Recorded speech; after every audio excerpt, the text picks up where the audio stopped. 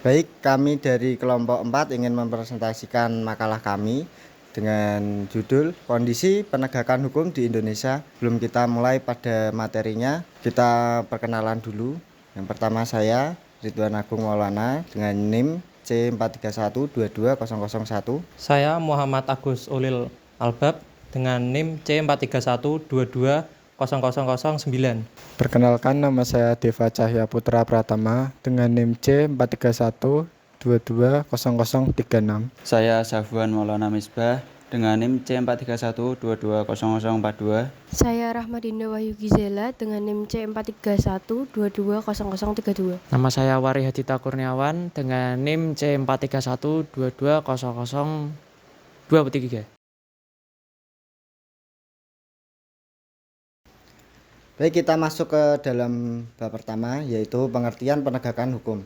Dalam garis besar, arti penegakan hukum adalah suatu sistem pemerintah yang bertindak secara terorganisasi untuk menegakkan hukum dengan menemukan suatu tindakan atau perbuatan seseorang untuk bertindak melanggar hukum, menghalangi seseorang atau organisasi untuk melanggar hukum, memulihkan suatu organisasi atau seseorang yang terkena hukum, atau menghukum orang-orang yang melanggar hukum itu sendiri. Dan standar hukum yang mengatur keberadaan aparat penegakan hukum itu berbeda. Dalam hal ini, istilahnya digunakan untuk lembaga pengadilan, lembaga hukum, dan aparat hukum. Lembaga hukum dan polisi juga digunakan untuk merujuk pada individu yang terlibat langsung pada sistem penegakan hukum.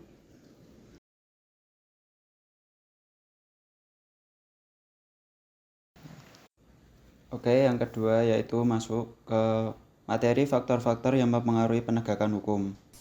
Faktor ini dibagi menjadi dua, yaitu faktor internal dan faktor eksternal. Untuk faktor internal sendiri memiliki arti yaitu berasal dari diri atau individu yang dapat mempengaruhi penegakan hukum.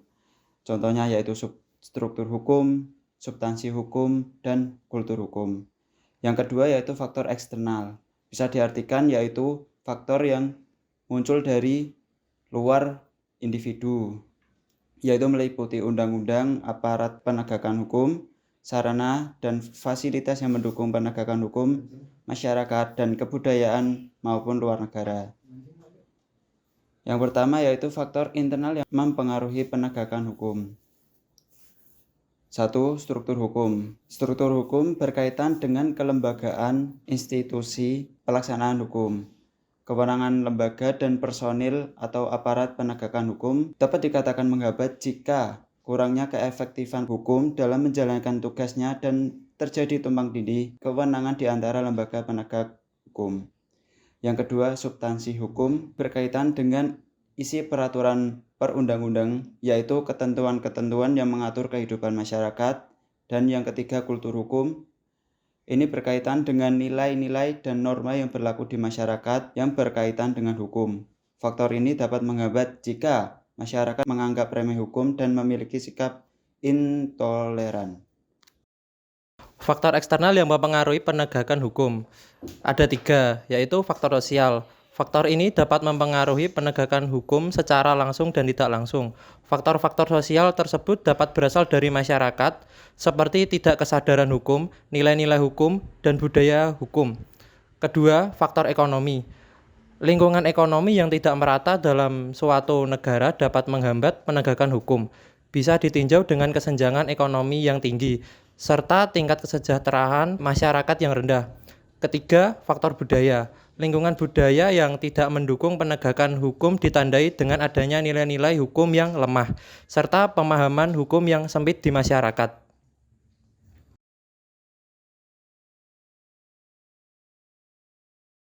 Untuk bab 3, permasalahan lemahnya hukum di Indonesia. Salah satu masalah besar yang dihadapi Indonesia adalah penegakan hukum yang lemah. Pada dasarnya hukum diciptakan untuk keadilan masyarakat Indonesia, tapi untuk saat ini hukum sudah tidak dijalankan sebagaimana mestinya. Sudah banyak ketidakadilan yang terjadi dalam hukum negeri ini. Masyarakat pun sudah muak dengan proses penegakan hukum yang masih tajam ke bawah tumpul ke atas. Penyebab lemahnya hukum di Indonesia. Yang pertama, lemahnya spiritualitas dalam beragama. Yang kedua, lunturnya budaya malu. Yang ketiga, ketidakserasian antara nilai, kaidah, dan pola perilaku Tritunggal. 4. Faktor hukumnya itu sendiri. Yang kelima, faktor penegak hukumnya. Yang keenam, faktor pembelaan hukum, advokat, dan pengacara. Yang ketujuh, proses rekrutmen penegak hukum. Yang kedelapan, kebutuhan, kesempatan, dan lemahnya pengawasan yang berkelindaan pada ruang dan waktu bersamaan. 9. Godaan ekonomi karena gaya hidup konsumtif. 10. Kurangnya kesadaran masyarakat untuk menaati hukum.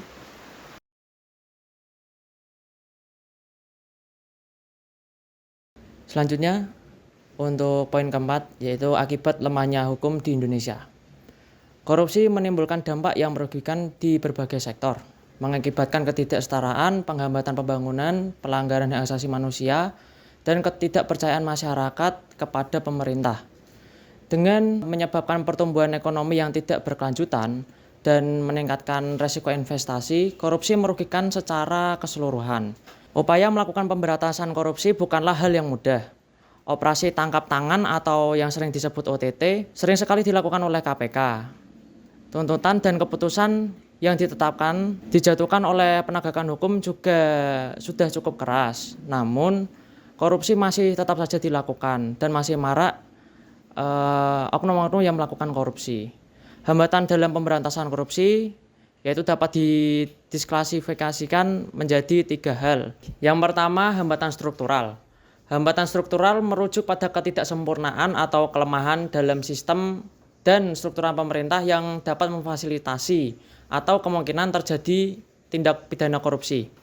Ini termasuk kurangnya transparansi dan kurangnya akuntabilitas dan lemahnya mekanisme pengawasan terhadap pemerintah. Kemudian yang kedua yaitu hambatan kultural. Hambatan kultural terkait dengan norma, nilai, dan budaya yang mungkin mendukung atau bahkan membenarkan perilaku korupsi. Hambatan ini melibatkan sikap masyarakat terhadap korupsi, toleran terhadap praktis koruptif, dan kecurangan, kesadaran akan dampak negatifnya. Kemudian yang ketiga, hambatan instrumental. Hambatan instrumental merujuk pada kendala dalam hal alat dan sarana yang diperlukan untuk mengurangi tindakan korupsi. Kemudian ini termasuk kurangnya sumber daya, kekurangan teknologi untuk mendukung penyelidikan korupsi, dan sistem hukum yang tidak memadai dalam meningkatkan penindakan pelaku korupsi.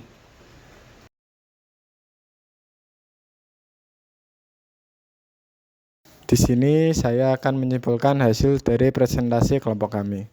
Sebenarnya hukum di Indonesia itu memiliki dasar yang kuat, namun dikarenakan adanya beberapa oknum yang melakukan kecurangan dalam hukum tersebut sehingga ketidakadilan tercerminkan dalam menegakkan hukum di Indonesia.